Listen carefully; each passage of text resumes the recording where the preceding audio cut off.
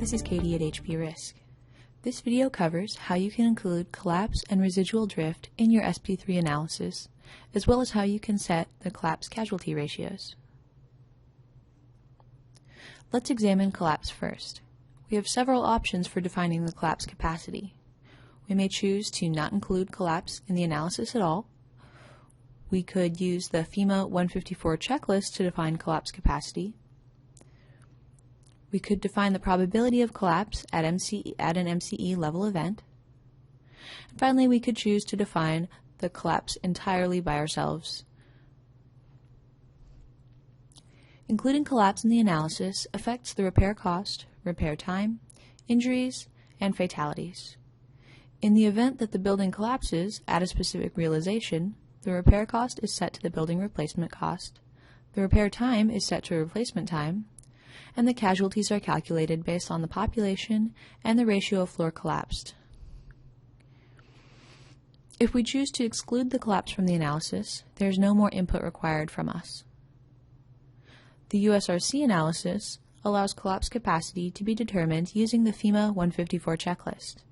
To determine the collapse capacity using the checklist, open up the checklist and work through the questions describing any vertical irregularities, horizontal irregularities, pounding hazard, other modifiers like recent retrofit, and design year. This results in a probability of collapse at MCE. We can save our results, and we find that the probability of collapse at MCE, as well as the median spectral acceleration at collapse and its distribution, have been entered for our analysis.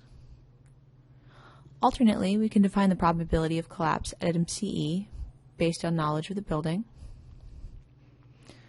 or we can directly define the collapse curve by providing the median collapse capacity and distribution.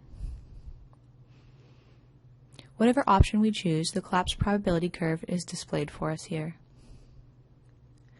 We can further dial in our results by defining the collapse mode or collapse modes. Each collapse mode is defined by the fraction of floor area collapsed and the probability that this mode of collapse occurs, given that a collapse has occurred. This model is for a concrete shear wall, which leads to a default collapsed floor area of 0.9. However, let's say we think there is a 10% chance of only seeing a 70% floor collapse. We can add another collapse mode and adjust the default mode accordingly to maintain a 100% probability that some mode of collapse occurs, given there is a collapse. The other option in this advanced tab is the adjustment of the casualty rates. Similar to the collapse mode, these values are based upon the building type. The mean fatality and injury rates define the portions of the population in the collapsed area that are either killed or injured. It is assumed that no one in the collapsed region of the building is totally unharmed. Therefore, the sum of these ratios should always be 1.0. Similar to the collapse mode, these values are based upon the building type. The default fatality ratio ranges from 0.3 for unreinforced masonry buildings to 0.01 for wood light frame buildings. These values are adjustable, as are their distributions. Including the residual drift in the analysis accounts for the cases where the building residual drift is unrepairable and the building must be demolished and replaced. Inclusion of unrepairable residual drift in the analysis affects the repair cost and repair time, both of which are set to the building replacement values for a realization which exceeds the residual drift capacity.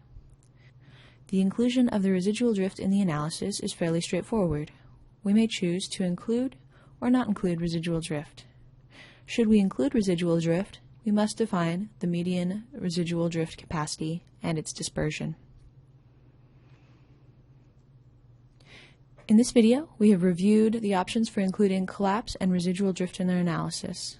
Thank you for spending your time with me.